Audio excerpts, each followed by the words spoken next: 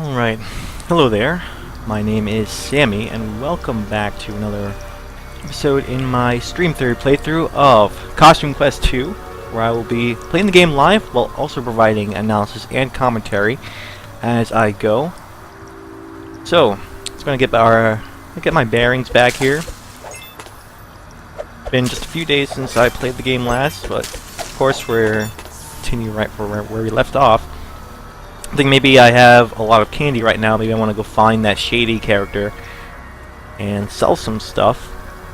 Before we get underway, I'm just going to make sure everything is going right with the stream, everything is working well. So let's check out that, get it rolling, then continue on. So if I want to go back, I think shady is down there, right?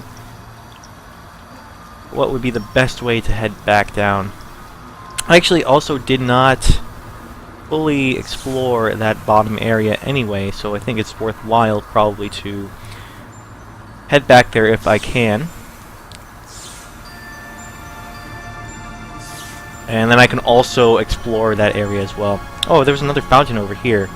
Probably could have saved over there on that side if possible. Let's see if we can go back down, I'm not sure. Okay, everything looks... Yep, that's that would be the sound working. All right, always got to make sure everything's working. You never know. The one time I don't check on the stream, that'll be when my mic is muted and I go like 10 minutes before I realize that my mic is down. Yeah, there's shady. So before I head too far in and commit too much, I wonder if this was actually a place where I can do some more trick-or-treating. So yeah, there is actually stuff that I missed here. Going too far. So let's invest some candy. Hey shady, kind of see what we've got again. Sure, we're making quick. Time is candy. Alright, so I have a ton of candy I can get rid of. I'll actually just buy one of these suit upgrades and I should be all set as far as making sure my candy is continually invested, and then the goal is to not have a full wallet so I can continually pick up more candy as I go, as I win battles. If I have a full wallet and then pick up candy, then that every single candy that I pick up, every single piece of candy I pick up, is a waste of candy, right? So, all remaining attacks by hero are amazing. Wow, that is actually something I might want to get right now. Interesting. Grants additional 100 candy after a win. So all remaining attacks by hero. I wonder if that's just one hero rather than all. Alright, additional 100 candy. And now that I'm picking up some good cards here, there's going to actually be tough choices to determine which loadout I'm going to go with. Anyway, I think the Jefferson upgrade, let's get that right now. Let's get this one right now. So that's a good investment for candy. Mess with my loadout now. Maybe change things up, experiment. Don't want to get settled in for too long with one set. You just get a little too comfortable, and maybe a lack of experimentation can backfire on me when I come unprepared. All right, here are the cards. Unprepared for a specific battle. All right, so what did I just pick up? All remaining attacks by hero are amazing. This can be good if you have like one or two offensive classes. You have that offensive character activate this, and then all of that character's attacks are amazing.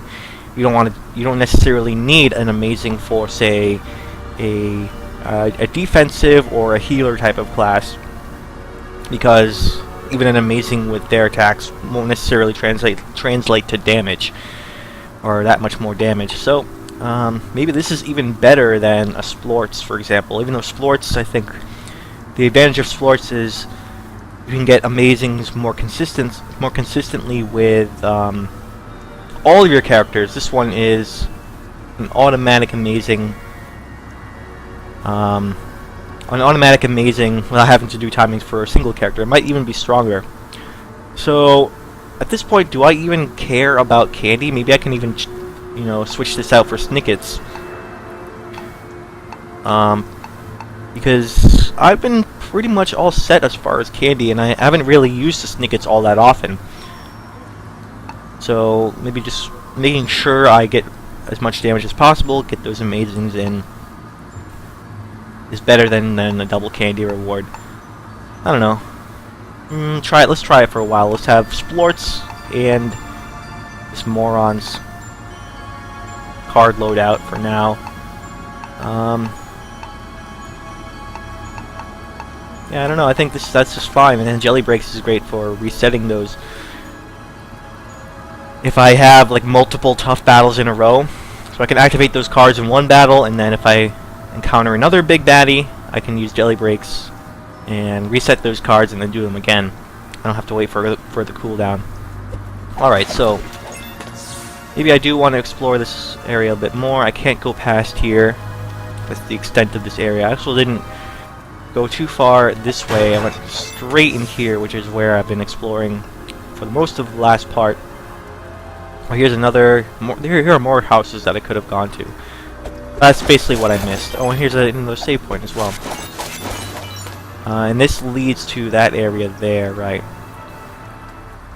Be careful. That's the area we actually saw from up above before that change in viewpoint. So maybe I want to. I'm gonna do some battles possibly. This is not necessarily the loadout I want. So let's change up. Let's go ahead and try upgrade Jefferson. If I'm gonna keep the pterodactyl, then probably weakening enemies first is best as far as order. So this is my order is always going to be order of initiative. Will be in this order exactly. So weakening enemies first seems like a good idea, and then Wolfman also is damage over time, so that's probably good for the second, and then finally the third one we have a hard hitter to finish off. So maybe this is a good initiative order for this particular costume set. You just have to think about it. Haven't really tried this configuration yet, I don't think, so let's give that a shot. Save also. Alright, so getting underway here. Gonna do some combat soon. Possibly. We don't know what these houses have in store for us. Well, we'll see. See what it has to offer. Alright, we get the delivery right. Tell the Perugian Elder that I want more points. Oh, I didn't read it fast enough. Yeah, sometimes you just get candy straight up. That's fine. Fine by me. Alright, here's a battle. So even if I complete the quest early, I still want to do all the battles that I can, just for the purposes of gaining experience to level up, also gaining candy. It's a good investment. Even though it might seem like a waste of time, I think being able to gain experience for your character is a good idea in general.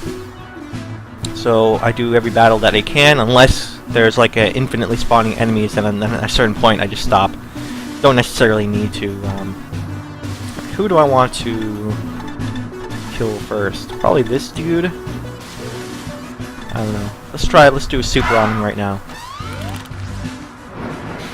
So also discovered something that I haven't really looked into as far as my streaming program. A good explanation as to why. Let's do damage over time for the other heavy hitter, or the other high health guy. I guess this guy in the middle has the highest health, and they're all really close. So let's do not that one. Damage over time for this one. So as far as my streaming program, I realized that it's possible that just the regular preview that OBS offers in its little program could mean that extra resources are being taken by my PC, which makes a little bit of sense because interesting. These are all buffing and healing and all this stuff.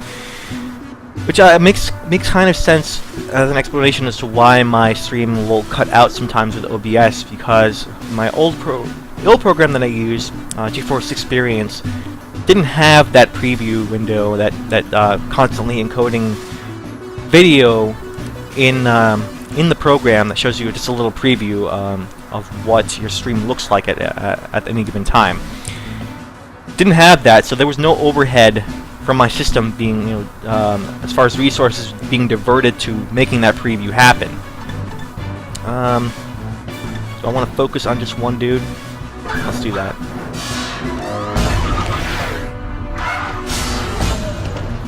So that's why that program didn't necessarily act up with having the stream go down, for at least for that reason. It went down for other reasons, I think, but now I think I know why my stream is going down, because of that little preview in OBS. A better system would be able to handle that second stream of encoding video, no problem.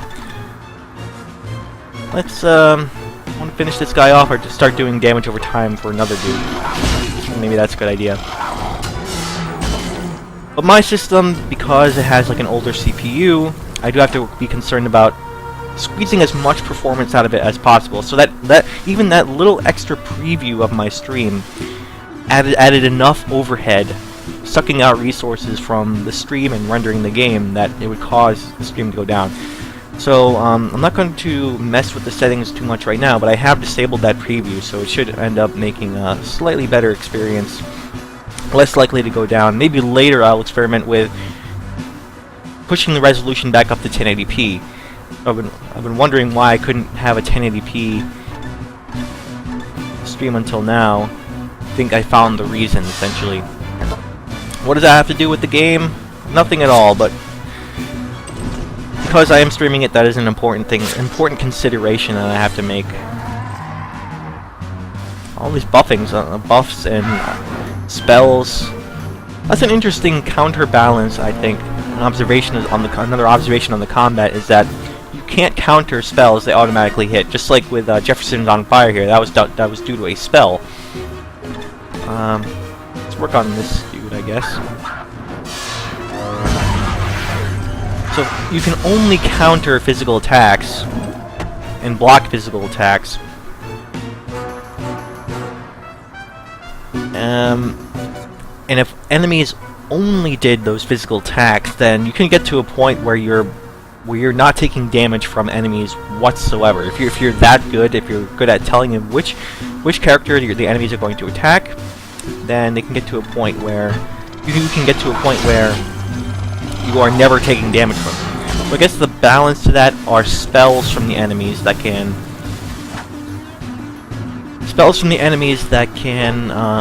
that automatically hit, that you cannot block.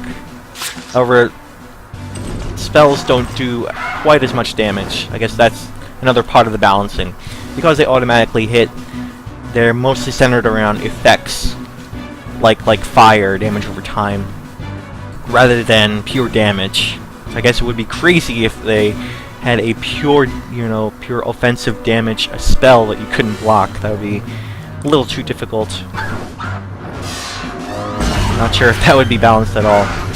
Anyway, yeah, I'm getting the timings down for the amazings. This guy just has a sliver of health left. Just finish him off. That was not bad. Pretty good. Alright. Good thing there's a fountain right here. Again, another hammering in the point that I made before, that healing is almost irrelevant for most battles in the game.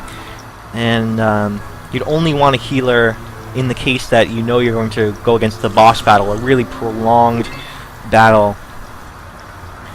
That's when you need the healer the most. When you do not need the healer are all the other types of battles. Minions, because they don't really last all that long. If they don't last long, then you're not going to take damage, and you're going to be fine. You can just go pure offensive.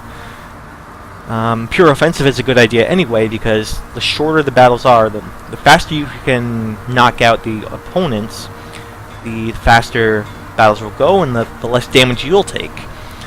So it might actually be worse. You might be worse off. You might actually need the healer if you have the healer in the party, if that makes any sense. By having the healer, you're not doing as much damage to the enemies. The battles will last longer, and your own characters are more likely to be knocked out by the enemies. Whereas if you just went full offensive, then you'd be able to finish the battles faster. Your guys wouldn't have to take as much damage. So another reiteration of that that lack of need for a healer class in general for this game. So, oh good, my knees were getting sore. Hey, that's 6.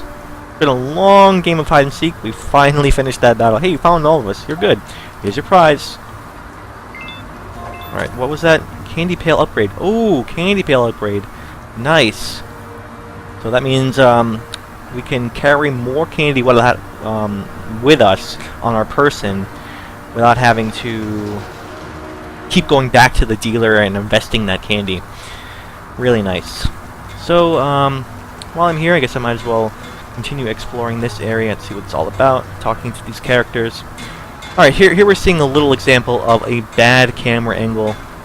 It's probably something that the developers couldn't develop around, or maybe there's just an oversight from them that they overlooked this part. So most of the time the fixed camera works. Especially in smaller scale games, they can make sure that the fixed camera it works well enough to the point where you can see everything without getting obstructed. Occasionally you reach some things like, I want to talk to this guy here, and we have an obstructed view. So really interesting to see that. Maybe you want to actually talk to him from here? No, I guess you have to talk to him. There's a way to talk to him without being obstructed, but I don't know. Normally you talk to him like this, and you're going to be obstructed from that view. So this is, I think, the one time I've really seen this happen in this game, where the fixed camera is showing its downside. That's why a lot of people don't like this fixed camera type of game, or any type of game really that uses a fixed camera, whether it's RPG or an action game or any, whatever it is. It's those times when you can't control the camera. You really wish you could move the camera around so that you can get a better view. And it's in moments like this when people think like, oh, the developers think they know everything. They think they can account for everything. But look at this. All right, so I don't know. It's showing its weakness now, but for the most part, I think it's been acceptable in this game. Do I wish I could move the camera? Sure, but do I need to? Not necessarily. It's not really that important. Come back in a year to see my 6th masterpiece. Alright, so we also have plaques here to read. Under construction, come back soon to behold another historical accomplishment by Overlord White DDS. Alright, so I wonder if these are like in order. You can look at these statues. I don't know, maybe they're not in order, maybe it doesn't really matter. Heroic young Oral White DDS defeats the witch oppressors to liberate the refugees. Nice. This is kind of a rewriting of history. We were there to witness this happen. The evil witches, quote unquote. Keep in mind who's writing these plaques. Oral White DDS and the Repugian elders signed the Candy Act of 1986, ridding humans of the biggest blight on society and setting Repugians up for prosperity. Okay. Alright, there we go. Oral White DDS begins the construction of New Repugia to house the burgeoning Repugian population.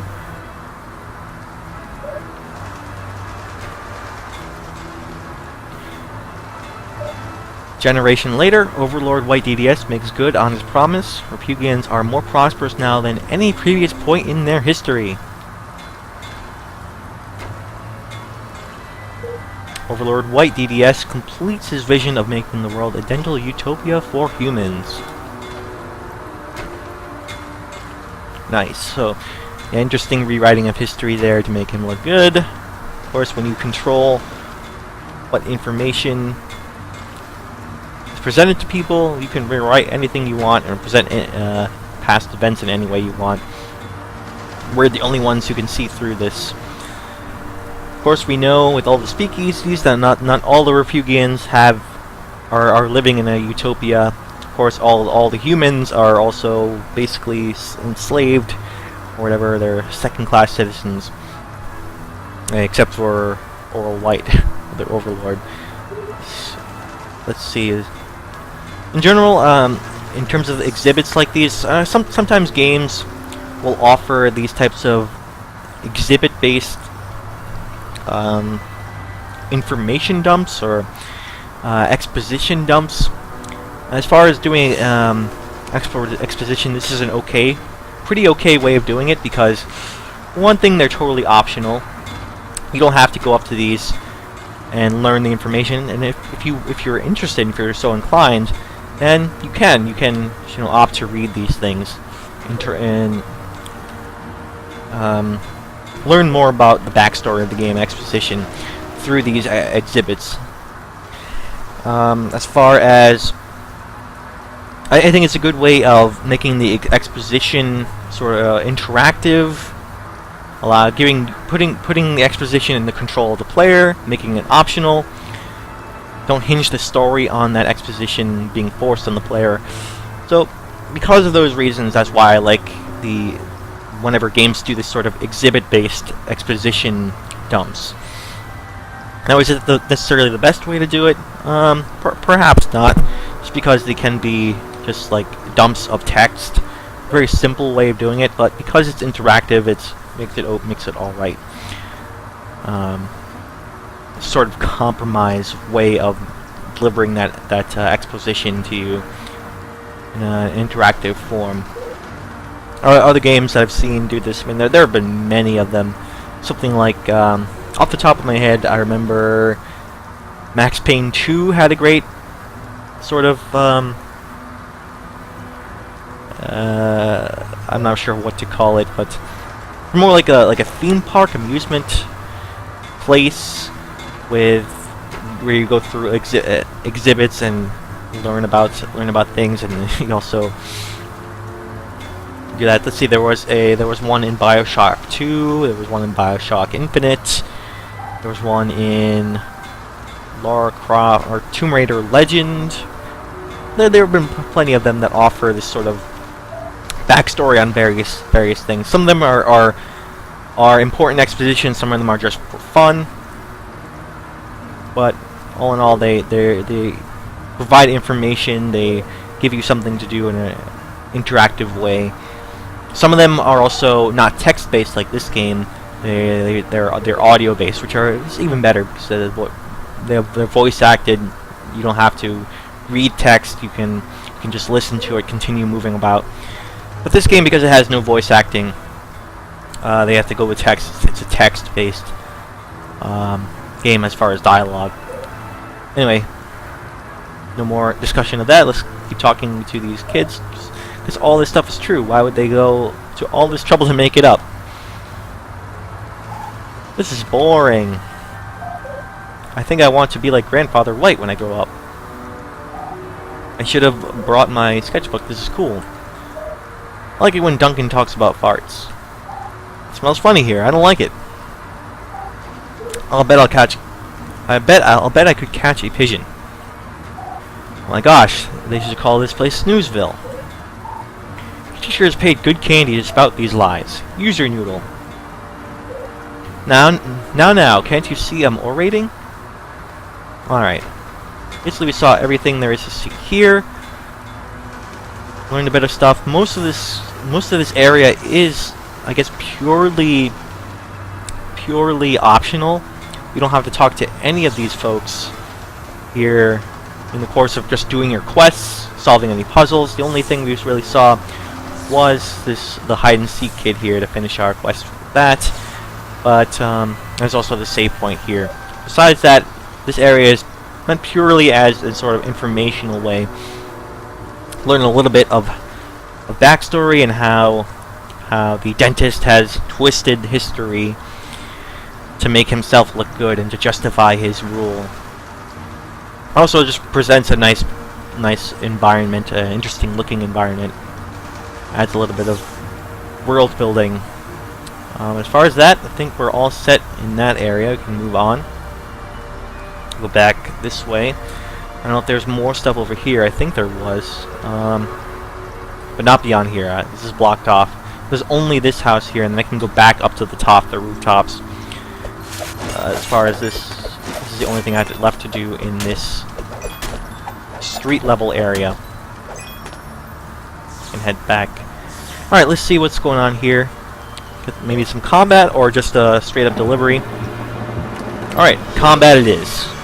It's fine, bring it on.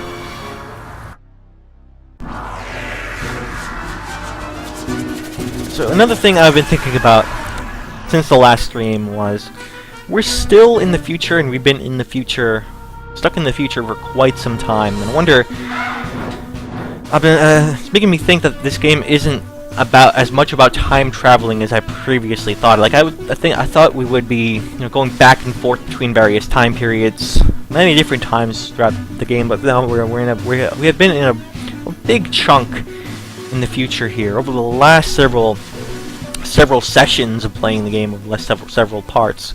Or just one dude? Okay, sure. So I wonder if wonder why that is. Where we're going to go back. Well, I know for sure we're going to go back to certain areas of the game, but I wonder if they're going to be in the past time periods, or present, or future. All I'm saying, my current observation is that a lot less switching between time periods than I thought. And I think I would want to be, not just going between environments within the same time period, but also traveling between different time periods. So, traveling through space and time, not just through space. I mean, traveling through space and environments during the same time period is so Costume Quest 1. We should be traveling through time periods with every area transition, right? So that's the one thing here. I think the way the game has set itself up is that the pacing of the experience is directly tied to when we travel between different areas of the world, between different environments. We've been doing that quite a bit through the last few sessions. However, it's also tied to the traveling between different time periods. Like, those represent major points or changes of pace in the story. Changes or major events in the story are when we travel between different time periods. So because we've been still in the future over the last several areas, I think the pacing has dramatically slowed compared to, say, the first few hours of the game, where we've been going to the, between the present, the future, the past, and back to the future. Here we've been in the future for a lot longer than normal. Do we have to talk to this guy here again? I think we might. Any progress? This time is candy. Got some leads. I think we might be able to close his deal. Well, why are you over here talking to me? Close it. Alright, so yeah, it didn't involve talking to him. Involved. Well, let's check up on the quest yet again. So, just as a refresher, good idea. Urban Elder won't give us his delivery unless we help him buy a casino. Chris Whaler Elder will sell if we can convince the Trobag Elder to give him billboard space. We need to get one of the other monster elders to sell their casino. Okay. So do I need to do some diplomacy here, I wonder? You wanted some billboard space, maybe I need to do some diplomacy. So 2 out of 40 deliveries so far. So now we're still trying to save our friends Lucy and Everett, who are the parents of the child that we're helping now. I can't remember her name quite right now, but actually it's right here, right? It actually doesn't say her name. Oh, it might be in the quest area, actually. Wait, what am I doing? Not the quest area, the status. So Halley. Halley is the daughter of Lucy and Everett, our friends from the previous game. So we're trying to save her parents, our friends. Right, and that also brings back to mind what I was trying to say before was, I'm wondering, yeah, since we're in the future, right? We've been stuck in the future for quite some time. I wonder. We see Lucy and Everett and the dentist become older, change in this new future world. However, what happened to? I wonder what happened to our parents. Are they just a little bit older? Are they worried sick about us because we just suddenly disappeared at one point in the past? Can't help but wonder about them, worry about them. This is like some major plot hole that the game is forgetting, or maybe it's just not important. Maybe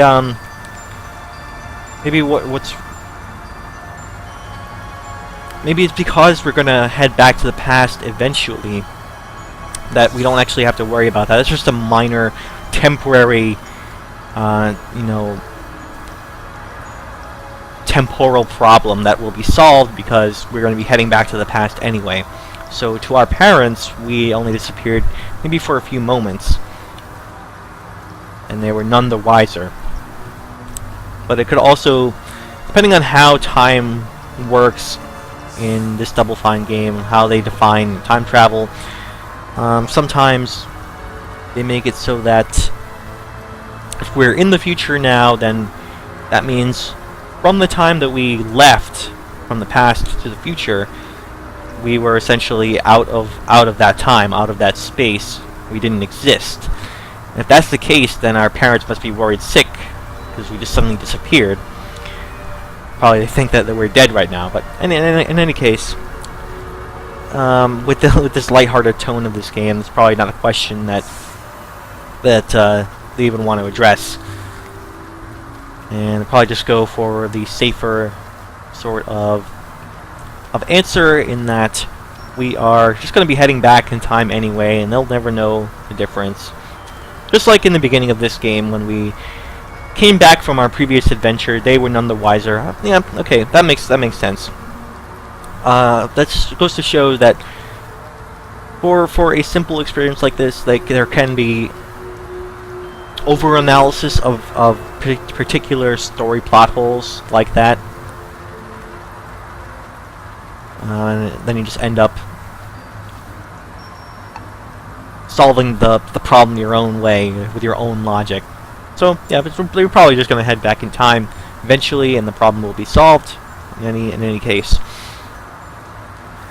And their parents won't have to be worried sick about them anymore. Oh right, I forgot. I was going to try some diplomacy on that guy. Maybe I need to do some diplomacy. I got all caught up in my discussion that I forgot all about that I was going to try that diplomacy on the other elder there. Maybe that'll give me the space, the billboard space that I want. So, Jefferson? Wait a second. No, okay. Maybe it was a different elder. I have to get the different elder that I have to get the billboard space from. I thought it was from this guy, but I guess it involves yet a third party we haven't met yet. Yet another elder. So let's just head back.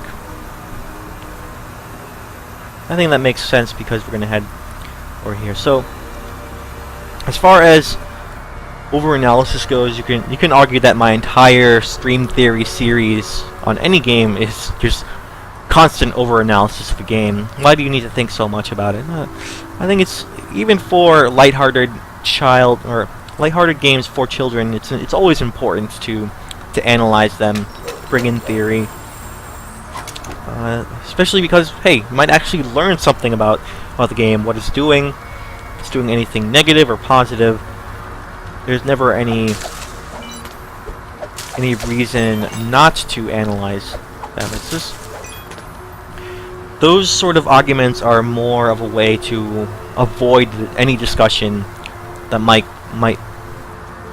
be uncomfortable to think about for some people. Whereas people who want to analyze games, especially even games targeted at children, or things that might seem simple at first glance.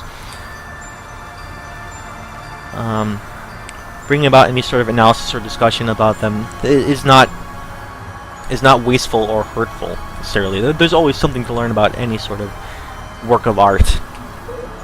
Good luck getting that chunky cheater to sell his billboard space. That's the only reason he's getting any business. Okay, so chunky cheater, eh? We haven't gone this direction yet. Maybe I want to go that direction. Maybe let's switch to Pterodactyl again. If we're going to do any combat. As far as that specific question, trying to figure out how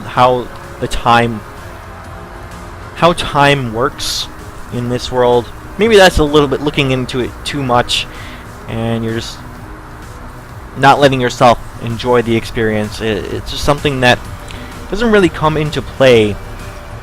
I bet this is the elder we have to talk to. Doesn't really come into play. Something that you can overlook just based on the strength of the rest of the game, right? If the rest of the experience is strong enough, then a lot of these nitpicky things, plot holes and whatnot, don't become problems. Like, you can, if you really do the analysis, you can find these plot holes in a lot of different works. However, if the rest of the experience is strong enough, then they're inconsequential. And so far, I think the experience is strong enough to the point where something like that, worrying about their parents and what they must think and what's happening to them in the future, kind of inconsequential. Let's talk to these guys. Dancing because I'm so rich. It's my favorite jam. Lost my touch with reality. I'm a mover and a shaker. It's actually a similar problem when people really try to dissect the sort of temporal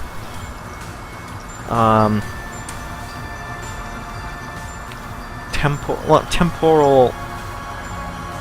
I'm trying to find the word for this.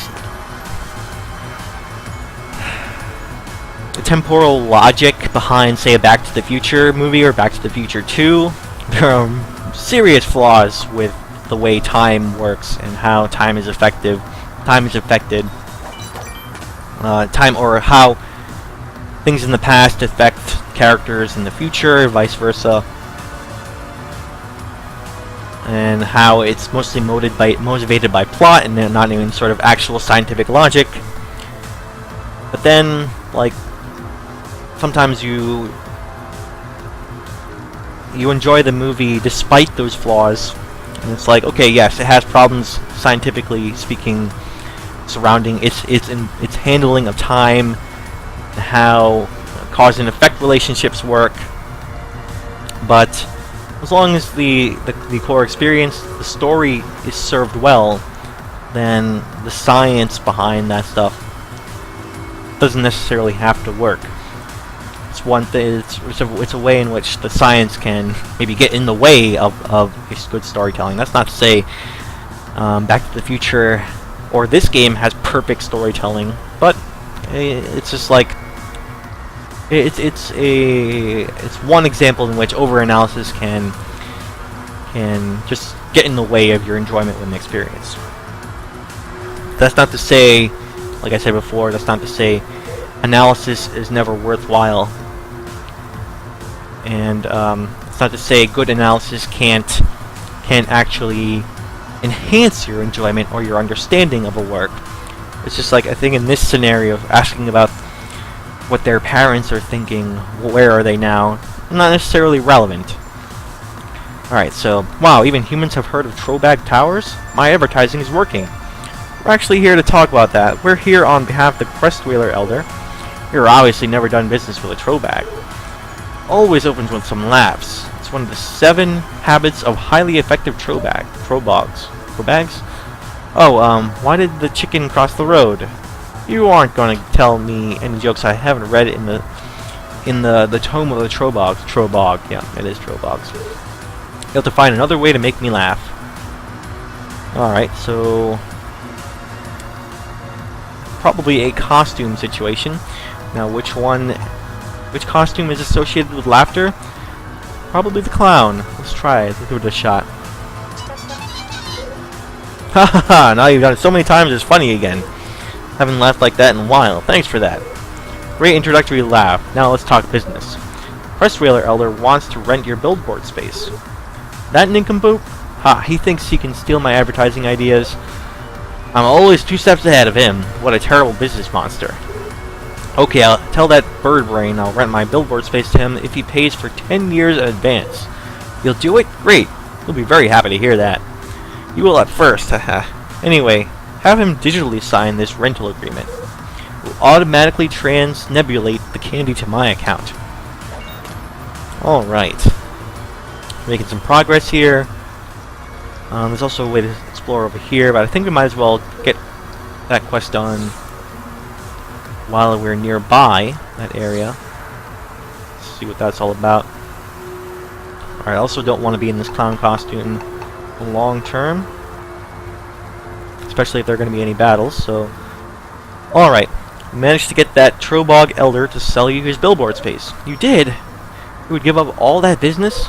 Well, he said you have to pay for 10 years, in advance. Gladly. I'll make back enough to cover the difference when I sell my business to that grubbin. Where do I sign? Alright, so... switching over to Crestwailer Cove.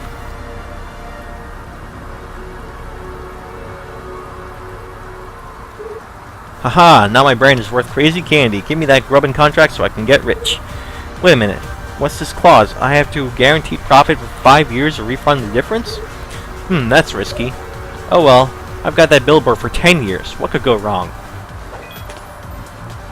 So then I have to... let's get this contract back to the Grubbin Elder. So I have to go back to the 3rd Grubbin Elder. Finish the quest that way.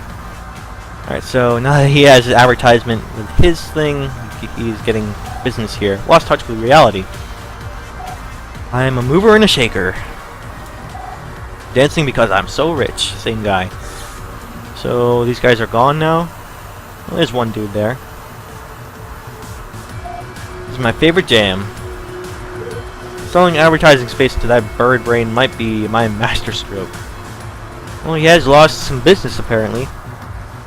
Okay, so there are lots of different ways I can go from here. I can go up these stairs. Maybe I can just save right now. See what's there. I can also... I want to double check this area first. And then I also have to go back and finish the quest. Just don't mind me, just roller skating up these stairs. Totally normal. Alright, let's see what's in here.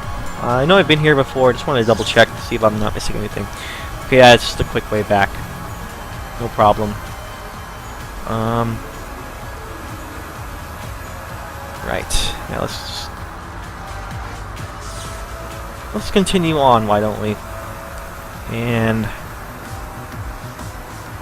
just see what's over here. Alright, just another...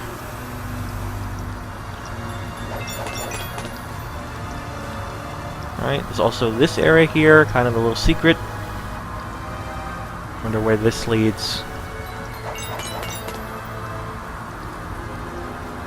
So I know that there's that one last door there. Keep that in mind, but I also want to pursue this area, see where it leads while I'm working on that. So switch back to the clown costume, clear these birds. There we go, solving puzzles like a mastermind. Okay, so there is a candy here. Nice. Ton of candy. Always enjoy free candy like that. Rewarded for exploration. Yeah, this so far the level design in game makes it so there are a lot of these hidden pinatas everywhere. A lot of their hidden items. Definitely make sure to reward you for exploring their environment that they made. And yeah, I'm glad to do so. I like finding these little hidden items, getting the candy, which we can then invest in cards and such later on. So, in mind, let's just check that door. I think that's the last thing that we need to see here. Pterodactyl. I guess I want to keep trying this particular setup here. far as, yep, as far as combat. If there's going to be combat here, let's just check that out. No combat. Tell the Refugian Elder that I want more points on the back end, I'm assuming. Anyway. Okay, so we went that way. Now we just need to go back and finish up that quest. And I think we're all done with this area. Nothing left to do here, as far as I can tell. Alright, so we need the crook to do this. Head back this way.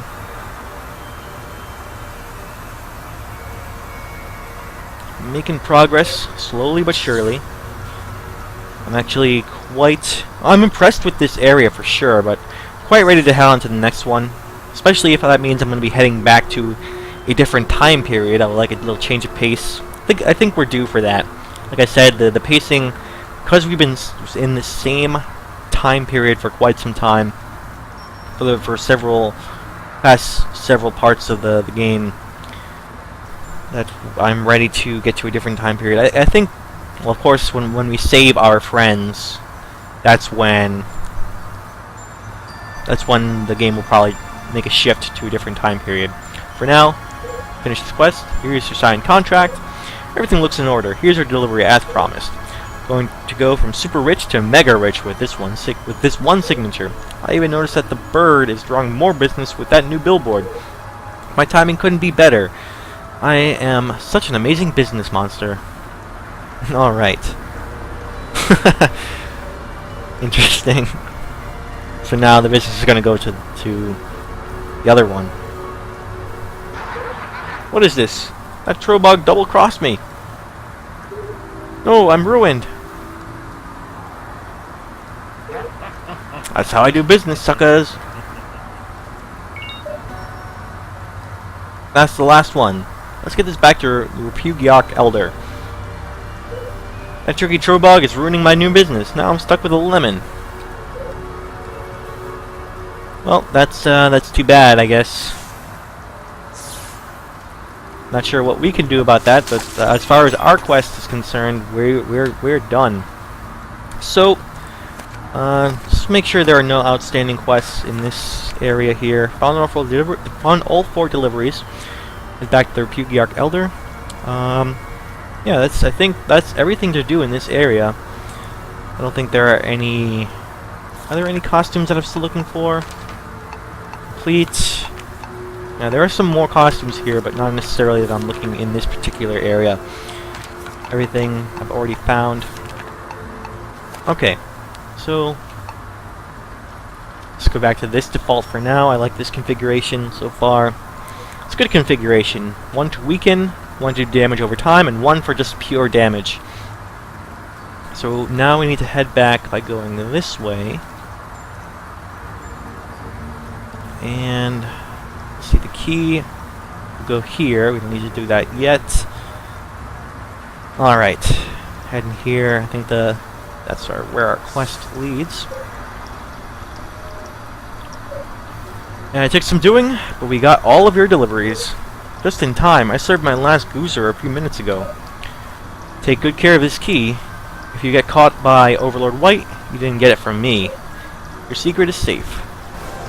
Nice. And we level up. We've got a ton of XP. Experience points. Alright, so... Wonder where we stand. You can just check the... keep forgetting which button leads to there. The status. We're at level 8 now. With a good amount of health and attack going, especially since, well, these costumes give good damage boosts overall. Particularly the Jefferson one. Jefferson one actually gives -4 in terms of health.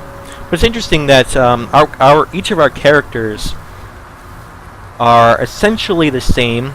Yeah, they are the same. They have base 188 and 57, and the only way you are able to affect their stats are with the costumes. The costumes are, I guess, this game's way of character building, or using different classes as far as role-playing goes. So yeah, each costume here essentially makes them a different class and has different stat-based things as well as combat effects and overworld abilities too. So very simple. A more complicated RPG would also have probably twist that a little bit by having more stats in general, but also each character would have their own unique stats. Rather, they wouldn't be the same. They wouldn't have 188, 188, 188. Each character would have a different health pool and different offensive capability. And then at that point, you might have to consider, say, which costume is best suited for their particular stats and abilities. You might want to have a costume that compensates for their weaknesses and kind of evens them out, or you just want to go straight up reinforcing the stats that are already good for those characters, that are already strong for those characters, reinforcing the strong stats. That's also a really good way of approaching combat. So maybe if this was a little bit more complicated, that would be the character system that they would use. But no, each of our characters is equal and the same. And the only differences between them in combat and the overworld are the costumes that they wear. That's the differentiating factor. And of course, it would be a little bit trivial if they could all wear the same costume. Though I guess that's an important rule. The characters cannot wear the same costumes. They have to wear different costumes. So that really makes your consideration as far as your character loadout, your costume loadout, all the more important how you want to deal with combat here. So it's not necessarily so simplified. You still have to consider your loadout, your costume loadout, and how that affects your stats and your abilities in combat. Of course, I've been addressing this with each costume change and how I want my costumes here and whether I want a healer or not, so on and so forth. So let's continue on. Now that we've done the quest, we can move on here. I guess we're going into the compound where our friends are being held. That's probably the final area, I'm guessing, for this time period. Alright, Furion. We haven't seen this guy before, but he looks like a big bad. This will not do.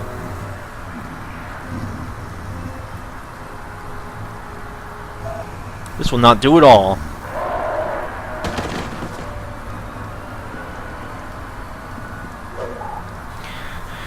What do you think Overlord White would say if he saw this flaw in his security?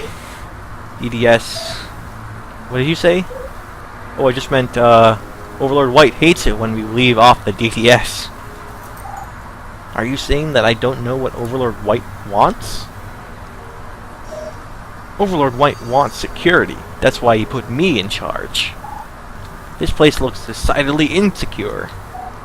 What if some human just waltzes in through that door? What then? Right. Run? No, you don't run.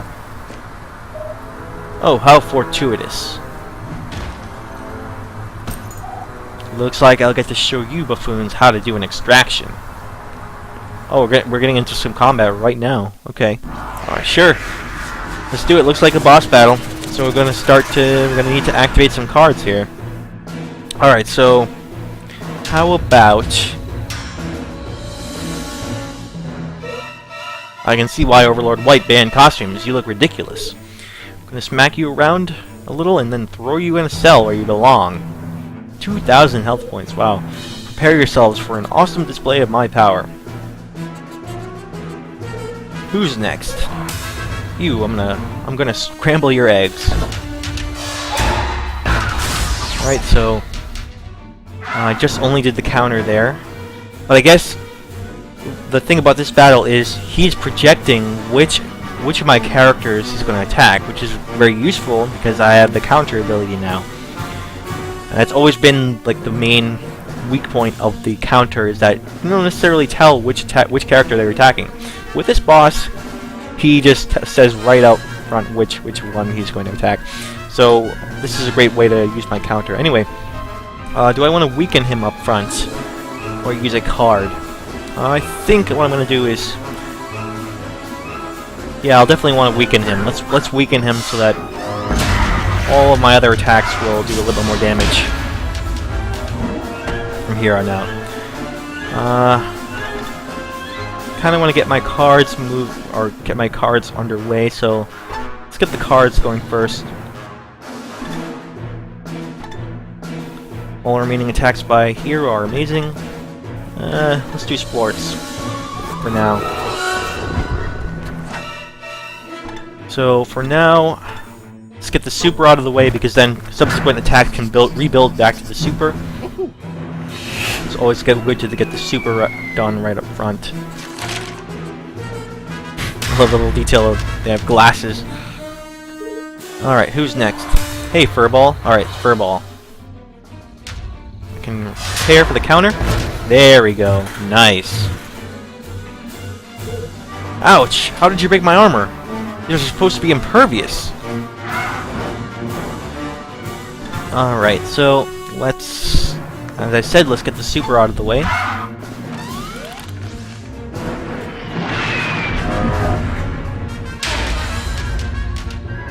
That'll also weaken him a bit. Yeah, all supers. Let's get all the supers done.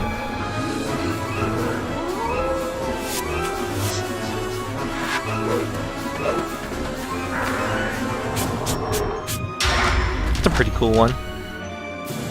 Alright, so our attacks are going to be easier to get amazings on, so... Nice. Okay, that's just a regular block.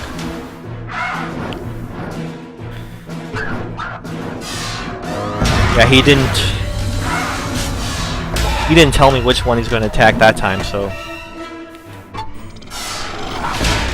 not going to be as easy to do.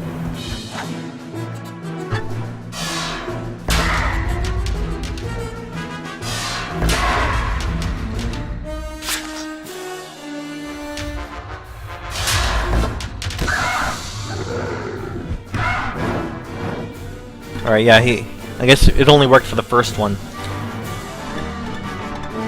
Alright, so...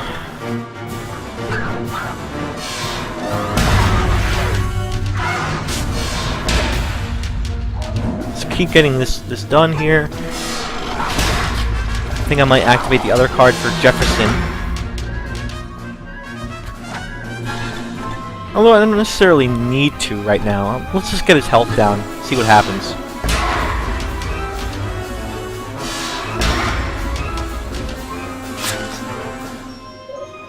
Who wants the next thumping? You, I'm gonna make you extinct all over again. Okay, so... there we go. So I could potentially counter his other moves, the ones that he's not projecting or saying in advance, but I have to, again, that's just a normal attack, I have to guess, again, which one he's going to attack. Oh, that hurt. How are you breaking my armor? This is unfathomable.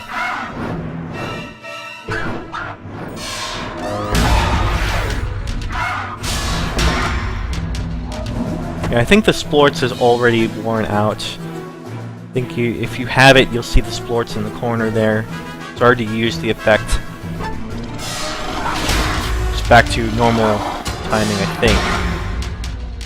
This is a little harder to get that done. It's so embarrassing. I'll be fired for sure now. What am I gonna do? I don't have any other marketable skills. Ah! Nice. Interesting. If we had the candy buff, we would have gotten 800 candy there.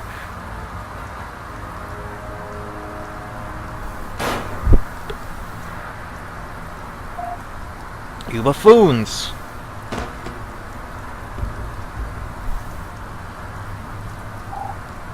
Got to stop them before they sound the alarm.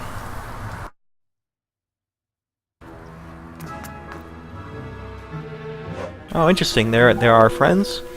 Mom, Dad. That's Halley in Jefferson costume. No, kids, stay back.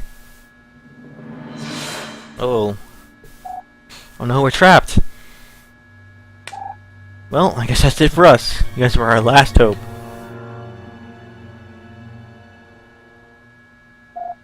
At least we're all together again. Don't worry, we'll bust you out of here somehow.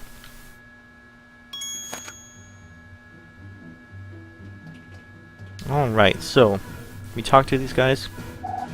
These lasers are impenetrable. We're stuck in here. There's no way out of here. We tried every flapping thing under the sun. Okay, so see a garbage pile here. We know what that is. I actually have the right costume for that right now. Sweet. And we've already escaped. Well, that wasn't too difficult. I'm not going in there. It's too dark. We need a light. Yep. Oh, great. We already have the costume for that too. So we're gonna have to make use of all of our various costumes to progress throughout here. You mean those dwarfs just walked right into the cell? Yep. All I had to do was poke a button. Haha, Overlord White will be very pleased. Forgot to say DDS. God, I always forget that. Where are we? I don't know, but that ladder looks like way out. That looks ominous. Okay, so I guess we'll just only one thing to do here. Hey, there's a note here on the ladder. Corvus, I heard that you made it into Overlord White's compound. I managed to infiltrate to stash some costume pieces in his garden. I don't know if that's proper English there. I managed to infiltrate to stash. Yeah, I guess that works. I managed to infiltrate to stash. Okay. It's kind of weird, but whatever. Use this costume to help you defeat his laser gates. You'll find the pattern on the back side of this note. Now that I think about it, here just left the costume pieces down here with the note. Whoops. Godspeed, Corvus. Okay. A little bit of comedy to the arbitrary thing about you having to find the pieces to the costume, as that's another part of the crux of the experience. It would be just too simple to get a costume outright. You need to have some sort of exploration and gathering, discovering these item pieces as you go. That is a crux of the experience. Is not just using costumes, but also finding items, including costume pieces, and then getting rewarded for your exploration. So there's two sides of this game, or maybe multiple sides of the game.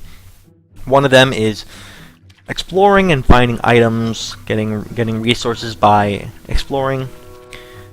Another one is the combat and how that works, and another one is just doing various quests, which also encourages you to explore the world and try to find the various steps of the quest you need to go throughout the world. So all these things work together to kind of create the whole of the experience. And the quests in particular are what are tied to the story. Alright, so it looks like a new area. We're still in the future here. So no new time period just yet. We haven't saved the Everett and Lucy just yet. So I guess we still need to be in the future for the time being. We have to find a way to get my mom and dad out of that cell. Yeah, let's find that building. Alright, so a new area. We have to find the costume that'll help us deal with those lasers. It'll be in here somewhere. Corvus hid it in this environment. And it would have been just very simple. Just give us that costume outright, where he left a note, like he said. But, of course, that arbitrary reason for hiding the pieces in the garden is just reinforces or goes along with the crux of the action loop, I suppose. Another way of saying gameplay, I guess. One of the main elements of the experience is, you know, exploring the environment and finding those items, as I said. And they found a comedic way of writing the reason why that was done here instead of just giving to you outright. So, if they're going to do that, they're going to give an arbitrary reason as to why the costume is hidden in pieces. At least they might as well be funny about it. At least they might as well be forthright about it in the writing. Be blunt. Say, yes, we could have given it to you right now, but hey, this is part of the game. Deal with it. Also, laugh at this writing. Alright, can save right there. So it's like every new environment has one of these where we find a card and trade it with that kid to get a new card. Let's see what he has to offer. I know I'm not supposed to be in here, but I'm desperate to find a Smoochies card. You haven't seen one, have you? I don't have one, but if I did, I'd be happy to trade it. Well, I have a Tongue Ties card with their name on it, if you could find one. Alright, so a new quest. Looks like there's an item here as well. But I have to approach it from the other side. From over there somehow? I don't know. Can't quite see how to get to that. Oh, I see. Okay, I think we can go from here? Somehow? Possibly. Let's talk to Shady. See what he has to offer now. Probably a new map. Other items. Alright. Shady, why would you risk coming into Dr. White's compound? For the same reason you did, kid. Business. Have a peek at the goods. Alright, got some new maps. Wolfman upgrade. Letterman jacket. Garlic crunch. A lot of these cost a lot of money, but let's start with the maps right now. And I have 1,700. I don't necessarily need to invest any of these right now. More health, Ellen resurrects.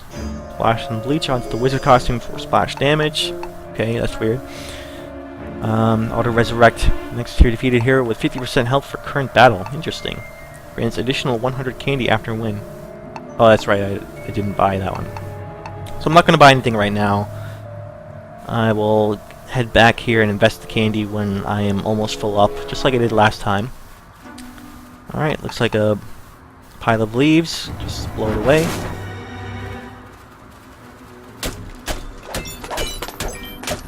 Got a ton of candy here.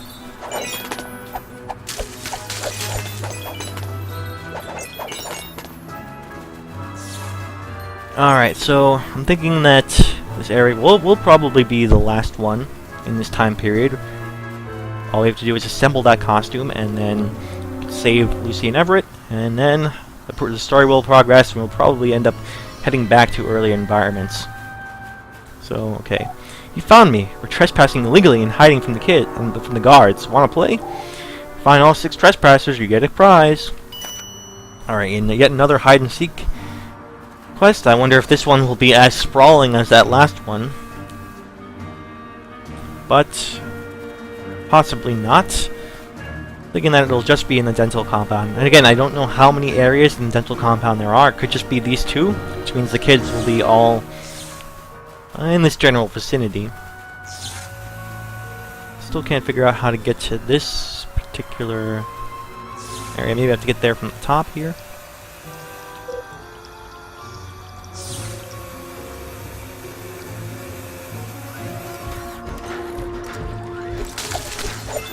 Yeah, looks like I just dropped down. There we go. So this is going to be a battle. In that case, I probably want to do... you know what? Let me work on my candy and use the double candy reward thing. So, I'll let the Splorts one cool down. So I'll actually switch out. Which one was the one? Snickets, right? Double candy reward. I'll switch out this one and then use jelly breaks, or I could just.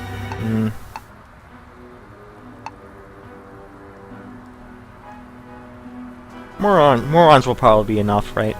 Just use it on one character.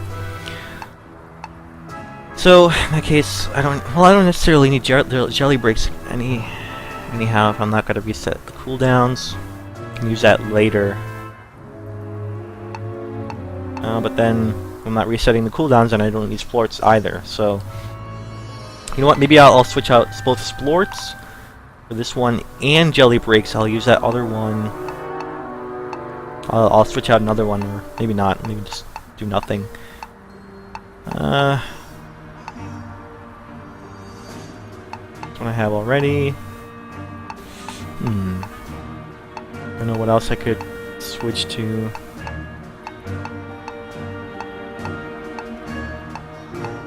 Double experience reward. Maybe I want that one.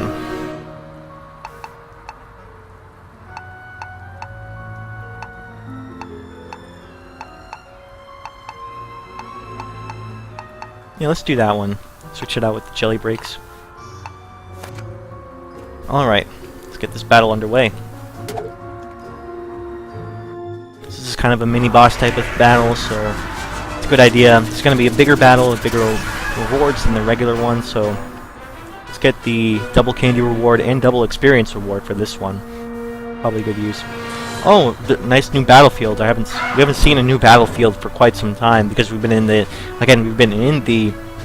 that future city area, and that's been the default battlefield for that area for the last several parts. So glad for a nice little change of scenery finally for this new battle. So do I want to weaken him outright, or well, I guess let's get a card going. He gets double candy reward. Sure, let's get that out of the way.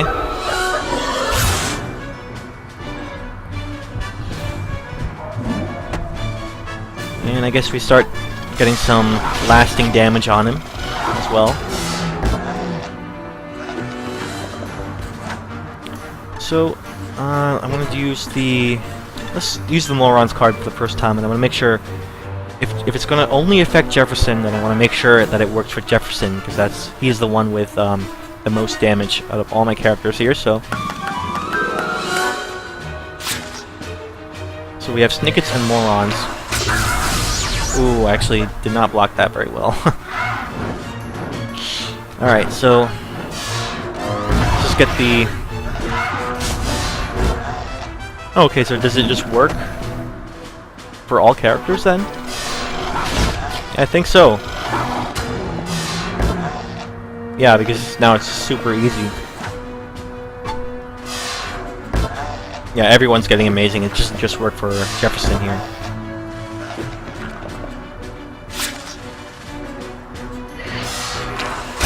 Yeah. Yeah, I guessed right on that one. Alright, so... Yeah, I guess everyone's attacks get automatic amazings for the rest of this battle. Which makes this definitely much, much better than...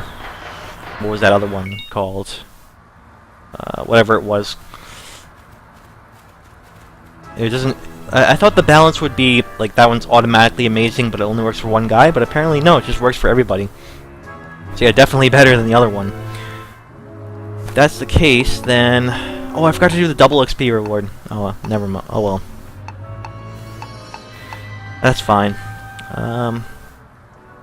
In that case, I don't think I need Snickets anymore, because Morons is just definitely better than Snickets. Because Snickets still requires you to at least have some timing, whereas Morons is just automatic amazing for everybody for the rest of the battle. Yeah, it completely makes Snickets obsolete. So, in that case, let's go back to the jelly breaks as a good way to reset the really good cards. Switch it out for Snickets. Okay, so this will probably be a costume piece here. Costume material, scissors. Nice. Okay. One area of the environment done. Continue on now.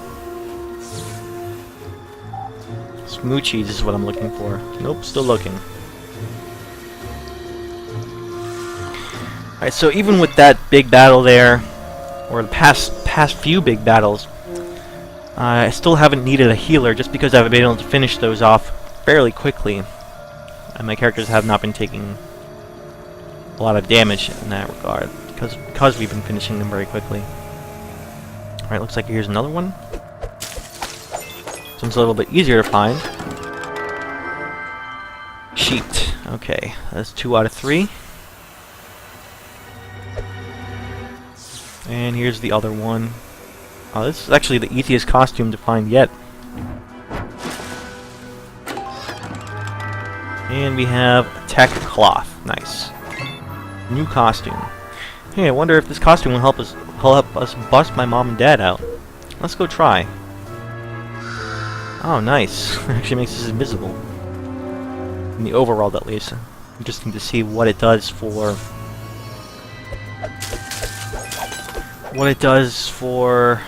combat. We can test it out right now. Let's see what it does in combat. Interesting.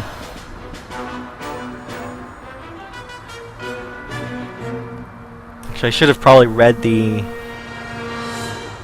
information on it. Morning coffee. Barf attack. Alright, let's try whatever super it does right away. Oh, select the hero. So it's not an enemy, not on an enemy.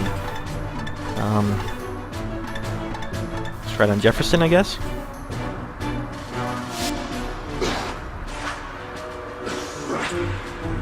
I hope it's just not like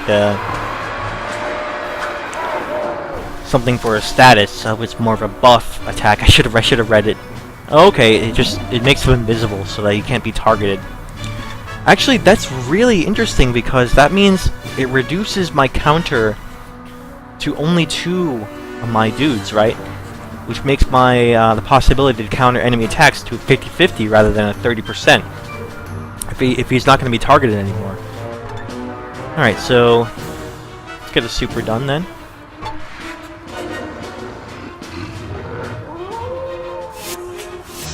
Nice.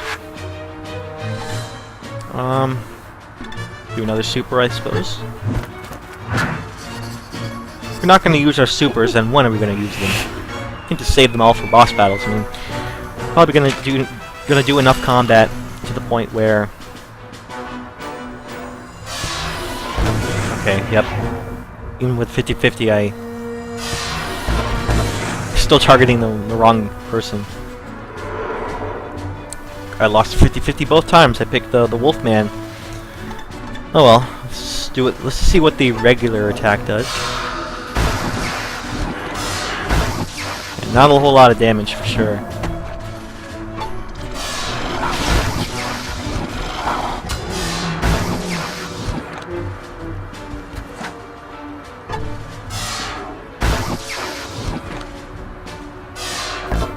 Jefferson, even without amazing, is defense is really bad. I don't know why they've been targeting the ghost the entire time. Alright, so it looks like Jefferson is untargetable just for 1 round. That's fine.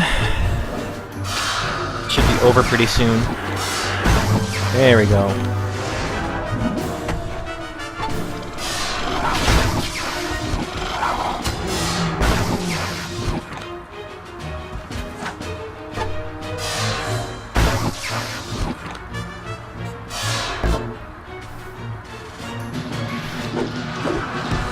Yeah, that's a really interesting sort of a support costume, I suppose.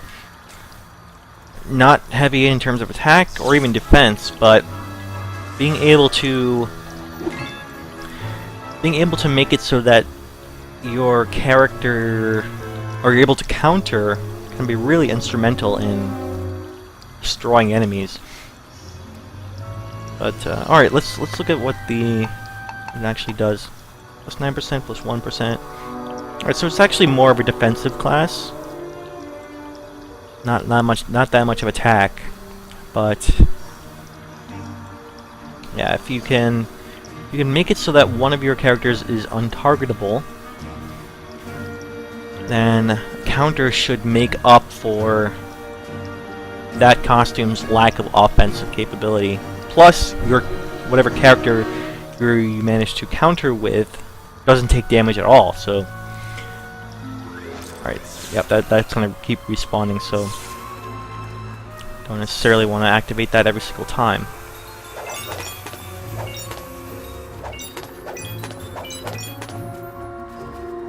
Okay, so explore these areas, continue here. There's hide and seek kid over there, I already see.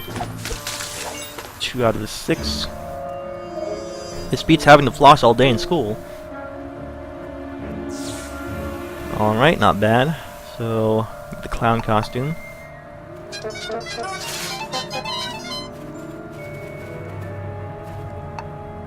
Let's just try this configuration for now. Actually, let's try, you know what? We've been using Jefferson a little bit too often. How about we switch out to some of the newer costumes. Let's go with the Ghost, and Wolfman is fairly new. And let's switch out Jefferson for... we still want like a heavy hitter in our party. So... don't necessarily need another support class. Since the Ghost is already a fairly, you know, weak hitter and more of a support class, and I want to replace Jefferson with a different heavy hitter. The Wizard is actually fairly deceptive because that damage is spread out, so it's not necessarily doing more damage than Jefferson here. Let's try... how about the superhero? I haven't really used a superhero in quite a while, so let's try this configuration for a change of pace. King size fun size bar. Okay. King size fun size bar.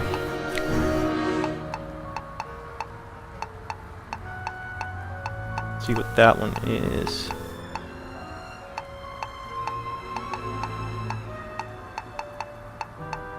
Where is it? Oh, here it is. All minions debuffs boomerang back to themselves. Huh. Interesting. It only affects minions though, so it's automatically kind of useless. And it's only 4 debuffs, so you have to like... it's only useful in very situational moments, so like burning a slot for had this is not... you don't really want to use it at all.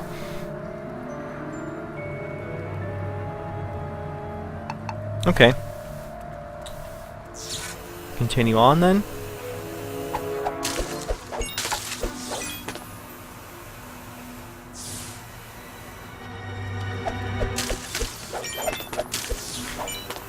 Still looking for some hide and seek kids for sure. Can also go here, interestingly enough. Alright, this area is actually a lot bigger than I thought. Actually, I've been saying that a lot about many of these various areas. Keep underestimating the game size because of, I don't know, maybe based on my experience with Costume Quest in general, and keep assuming that it is just a small, quaint little game made by an indie developer, and that that kind of colors my expectations, which actually ends up favoring the game because then I can continually be surprised by how big the experience is. So, add some candy. Okay, looks like I can actually use the ghost costume here, right there. Let's continue. I just want to explore a little bit more. I guess our retinas aren't approved. Okay, that'll be a thing later. Holy crap, this environment just keeps getting bigger and bigger. Really surprised. Do I want to explore up here or explore more down there? Yeah, let's work our way up. Explore this area a little bit more.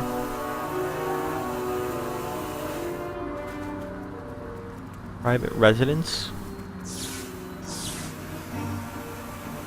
There's another hide and seek kid, nice. Yeah, it looks like all of them are going to be in this area, and this is just going to be one large environment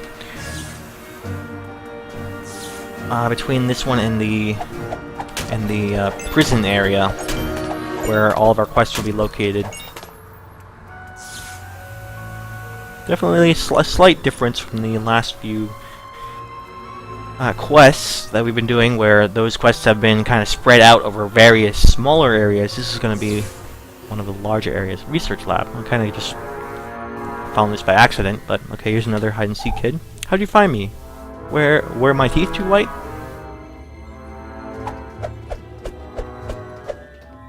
Okay, where to go here? Actually, did not finish exploring outside, so I don't know if I want to go here quite yet. Okay, still stumbling upon a lot of different secret areas, I suppose, and getting a bunch of candy. My bags are already, even this upgraded bag is already full up. Means I can probably buy some more stuff. Okay, nothing over here. Alright, so not a lot of discussion going on, but I'm just like, it's really surprising that I'm still absorbing a lot of what this game has to offer. This new area is taking me by surprise in general by how big it is. I'm just genuinely interested in exploring. So in terms of analysis, that's just my my take right now. That I am just kind of interested in this area and what it has to offer. Get this combat out of the way. Maybe I can practice using that ghost ability a little bit more. This area might actually be so big that I might not be able to finish it. This stream is already winding down a bit.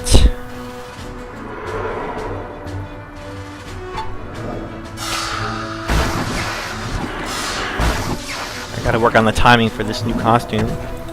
That's fine. Gotta work on the timings for everybody. Alright.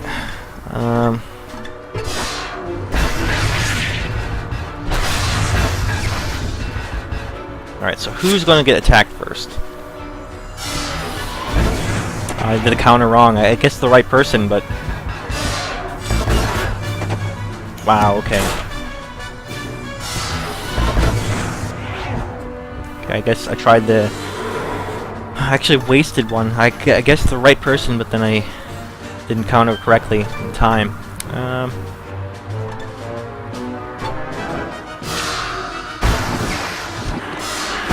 There we go. That's what we want to see.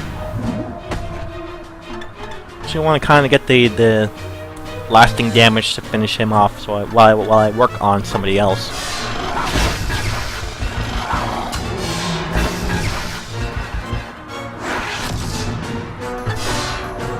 That would be an efficient way of handling that.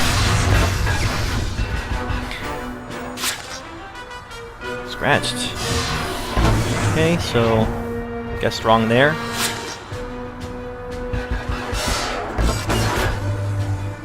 Guessed wrong there too. Oh boy. Yep, been missing my 30% ever since that last one, but all right. I think I'm gonna need the super here, especially on Reynold there. So protect the weakest dude. He doesn't die. Get knocked out. Also makes my chance of choosing the correct counter down to 50%. Really interested by this ghost ability, how it changes the landscape of the battle. Not the cards.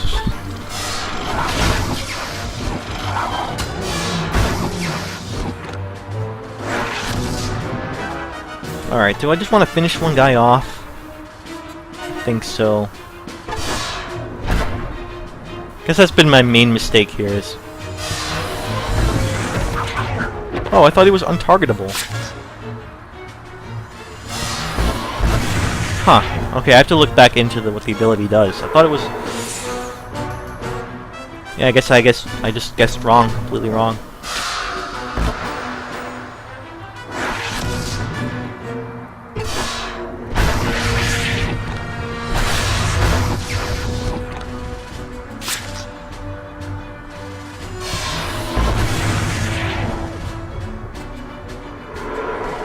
Alright, so that was completely my mistake. I thought that would make him untargetable.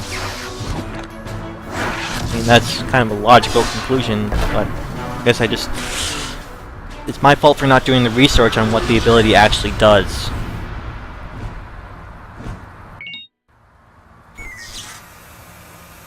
Yeah, why don't we do that research then? Costumes. And, alright.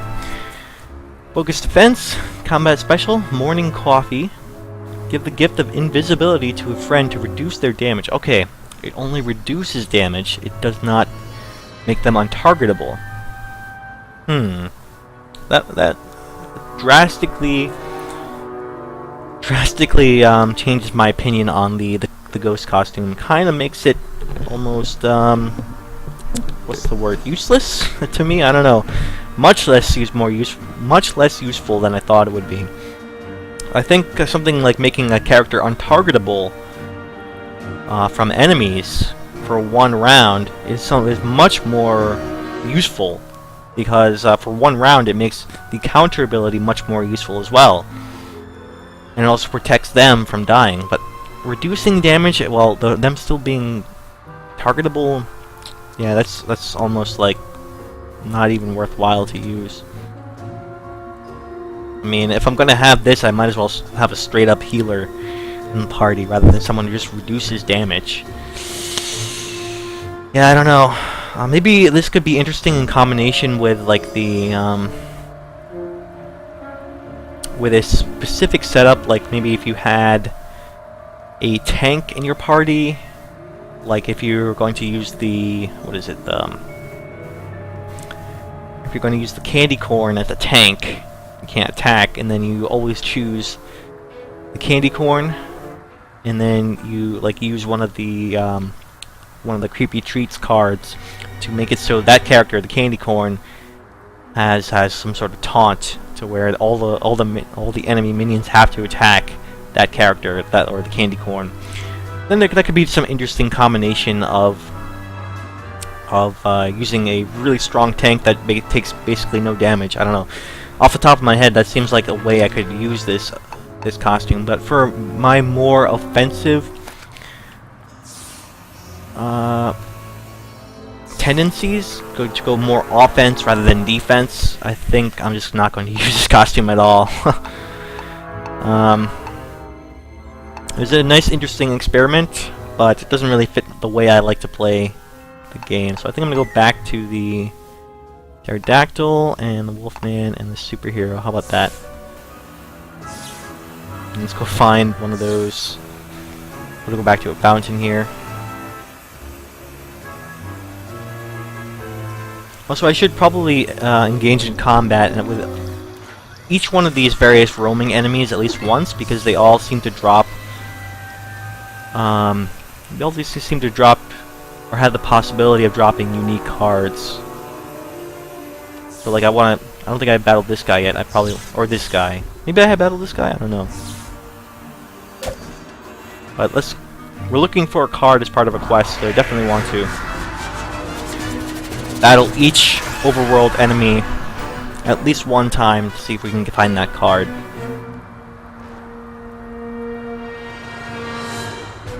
Okay.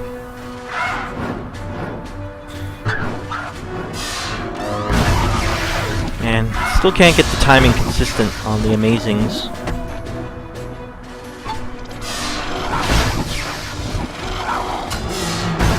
Alright, there's that. So how about the stronger character attack the other dude while the other two guys focus on that one there. Okay, guess wrong. But I still can do a regular block.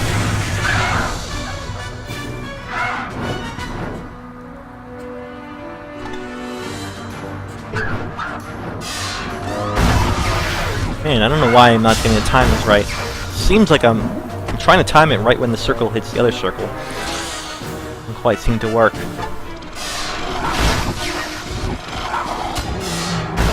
Nope.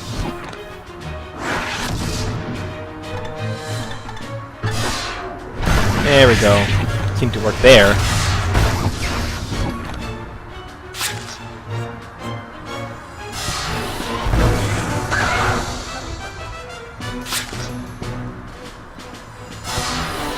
There we go, I got one right that time.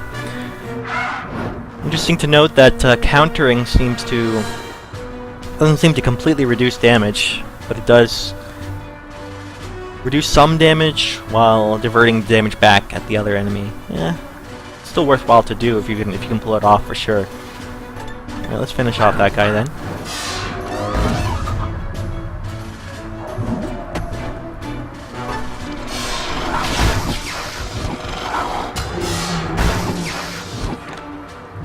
While I'm here and have the superhero costume back, I just kind of want to point out a little similarity that I saw between this particular superhero costume and compared to another superhero, like one that is currently in print comics right now. Let's compare it to Ms. Marvel a bit. Now, this costume put on one of the girl characters, no matter who they are, gives this same female costume model, and put it on one of the male characters, then it becomes a male superhero. It's like, I think, the only costume in the game that has a different model depending on who's wearing it, girl or boy. However, it's interesting to note as well with this costume. You have to admire the fact that they made two different costumes depending on who's wearing it. The other side of that is that no matter who's wearing it, there are only those two models. So while they have, let's look at these characters. The brother and sister are two white kids, right? So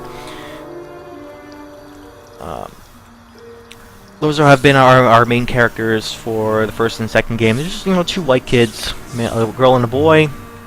There's diversity in terms of gender. And as far as the other characters in the game,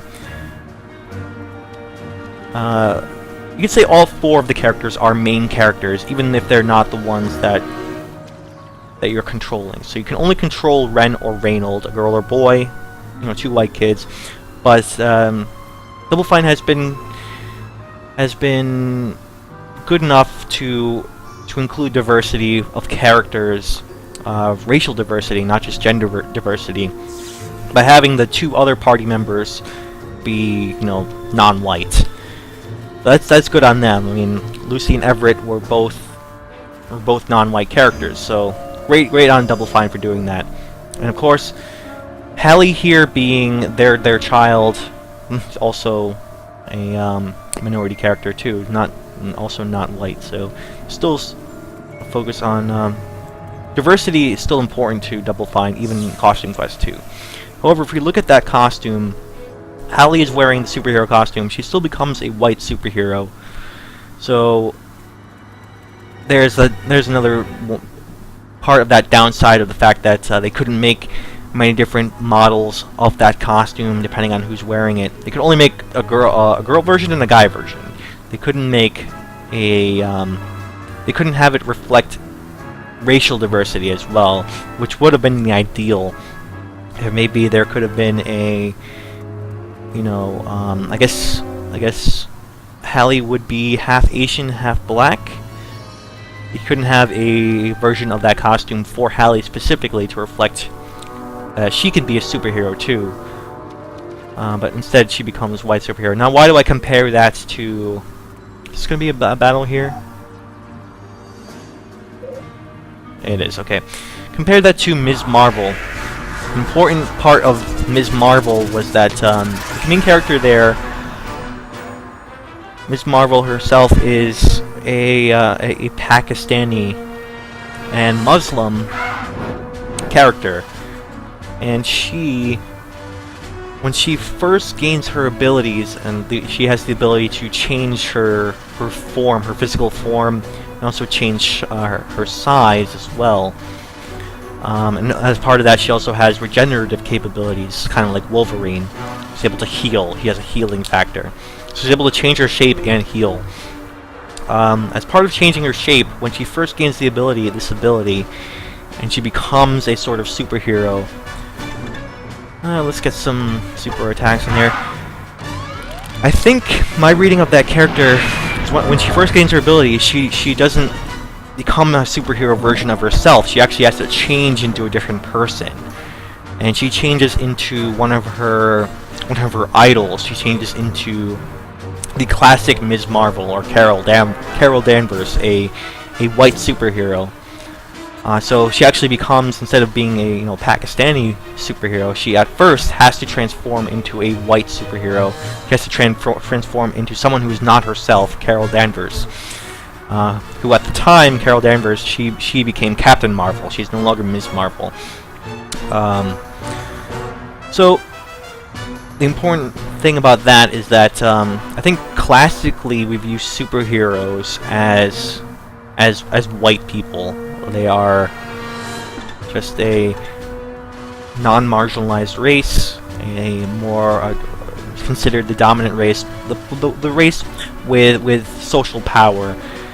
And there have been movements in recent years to try and focus, bring light upon more marginalized peoples of, women and minorities, because we've been focusing on, straight white men for too long in the history of, comics and other media.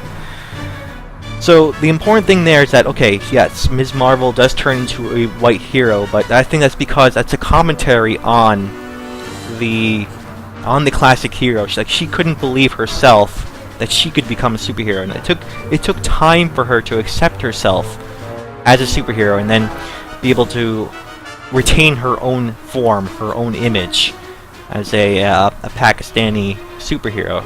Retain herself. She didn't have to become a beautiful white Carol Danvers. She could retain her own self. Not to say she isn't beautiful herself, but she isn't the classically, the classic superhero who's white, essentially. So it took some time to make that transition work, and for her to accept herself as a Pakistani superhero, that possibility could exist.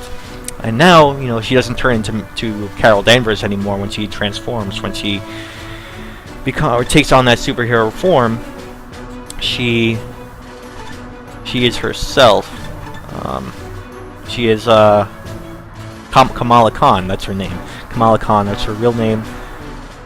She is able to retain her own form. She doesn't have to become the white superhero anymore. But here, I think that kind of compares to what's happening in this game, is that with the superhero costume, Double Fine went with the classic superhero image, is that both of them are white. They're not a minority character for the superhero.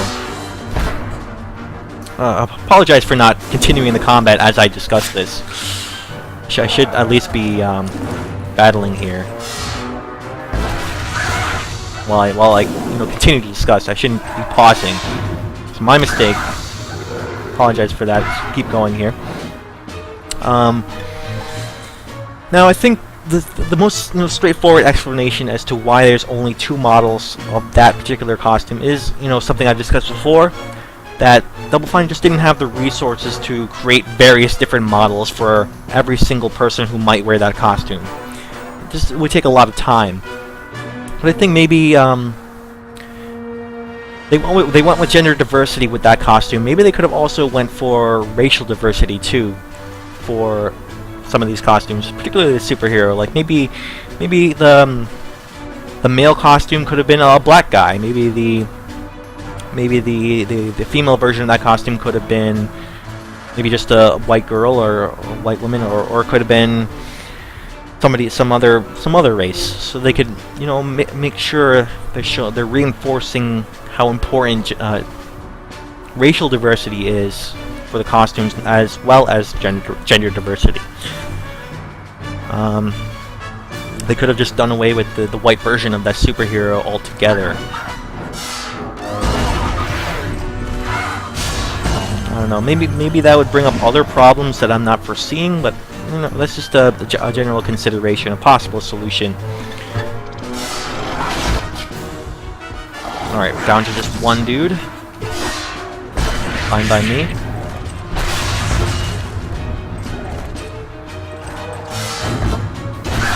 Oh, actually missed that completely. I tried to shift over the counter, but definitely too late there.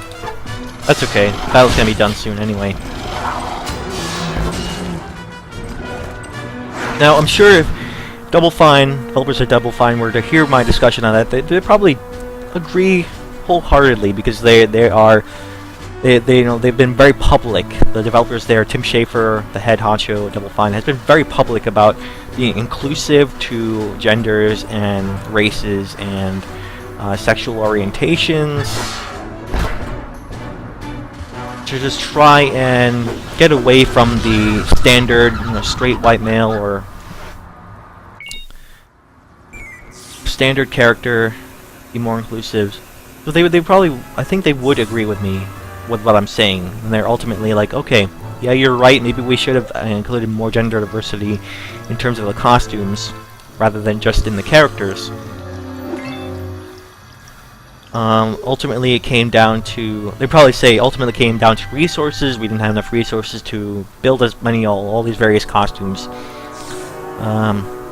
I think if they could reconsider, maybe they would do what I was suggesting, and have, like, say, the male version of the costume be, I don't know, a black dude or any other type of race, or not, non-white race as far as the male costume, and then the female costume could be a different non-white race, and then automatically those costumes are reflecting gender diversity.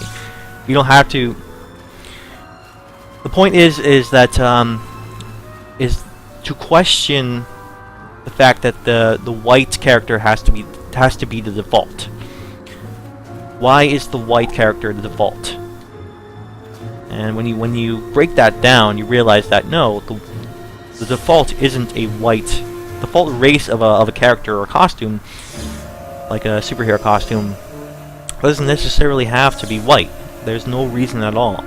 I think the only reason that both the male and female version of the superhero costume was white was because, we automatically default to that race as the classic superhero image. Think Superman, think Wonder Woman, think Batman, think The Flash, think various other, Green Lantern. I'm going to probably include some Marvel. Carol Danvers, of course. Carol Danvers, I think the classic one. Spider-Man, Wolverine. All these characters have been default white race. And so when making that character, making that costume model that you see here, whoever the designer of that costume was probably just defaulted to the white default classic superhero, when they could have used that opportunity to